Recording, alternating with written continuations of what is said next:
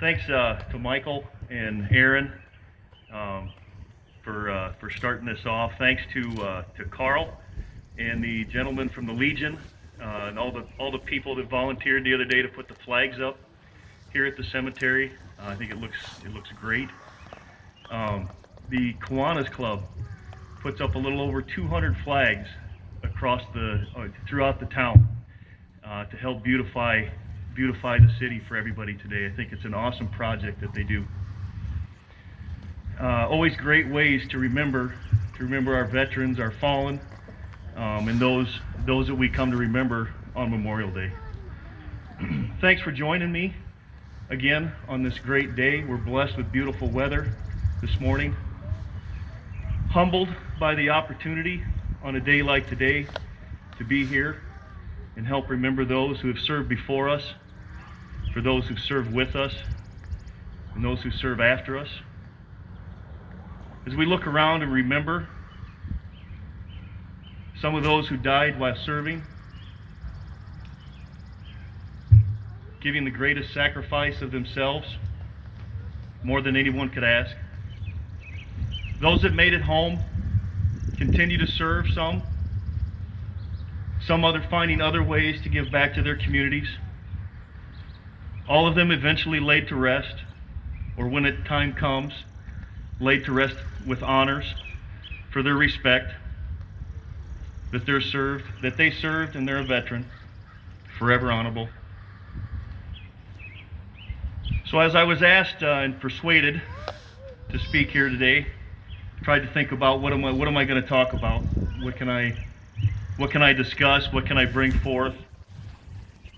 What can I make someone aware of, maybe? And I go back to some of the basics that I learned when I first joined the service. Learned about loyalty, duty, respect, selfless service, honor, integrity, personal courage. These are the Army values that I was taught and that I learned to live and abide by. I know other organizations, other service organizations have their own. Many of them are the same. They all have the same meaning. So as we remember those who have fallen before us today, how do we memorialize them? How do we remember them?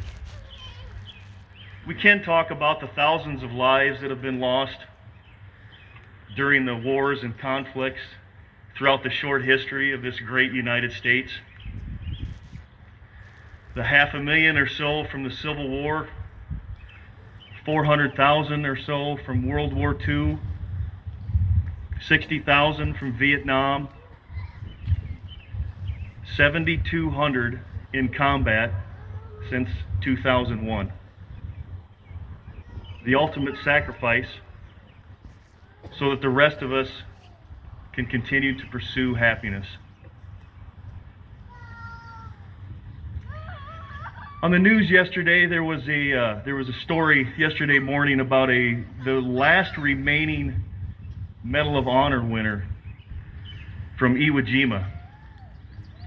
Some 90-year-old veteran who told his story about what happened that day as he came ashore on that island and the struggles that they went through, and how surprised he was to find out what he was going to receive because of his actions. When asked about it, what he remembered were the two soldiers that were laying down cover fire for him as he continued to burn pillboxes. It's a neat story and a great way to remember those sacrifices. So let's talk about the veterans of today. Maybe the one you actually served with. Today could be miles away, a different town, a different city, a different state. But there are veterans among us. Maybe not the one you served with. Maybe they didn't do exactly what you did. Maybe they weren't in the same war, the same conflict, the same place at the same time as you were. Nonetheless, they served. They're a veteran like you are. So does it matter what branch of service or what time frame you served in?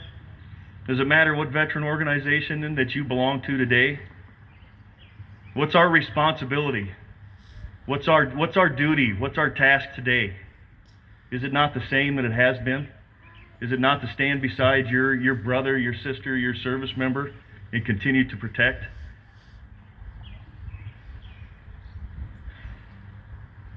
Not too many weeks ago, some friends received some news that a fellow veteran, one with whom they served, he was having a hard time. He had secluded himself to his basement. He had been there for quite some time. He was at the brink. He was in a bad place. He had health issues, migraines, depression, anxiety. He had regret, loss, self-doubt, pain, both physical, mental. All plays a role as to where he was at. So they found more friends. They found more veterans, and they intervened. They took him. They talked to him. They reasoned with him. They convinced him he needed help, and he received it.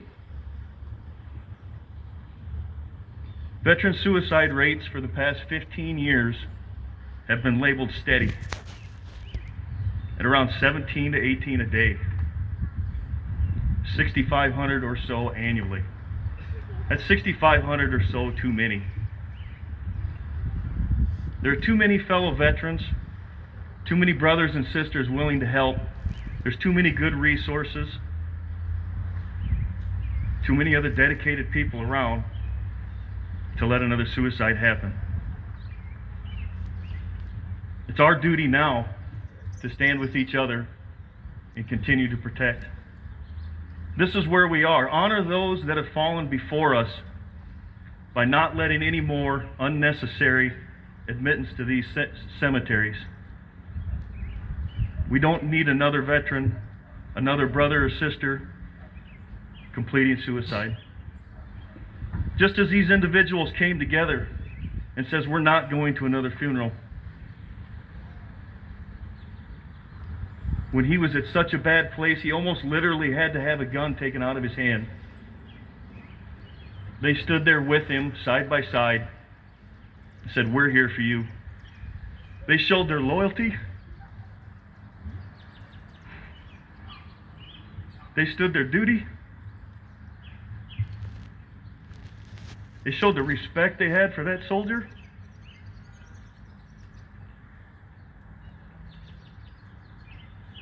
Doesn't matter where you started.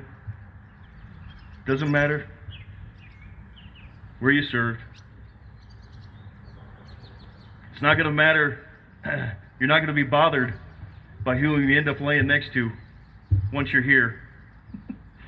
Why should it matter what veteran did if and when they served, when they need a helping hand? There should not be another veteran that passes away prematurely before his time. There's too many of the rest of us that can stand up and lend a helping hand.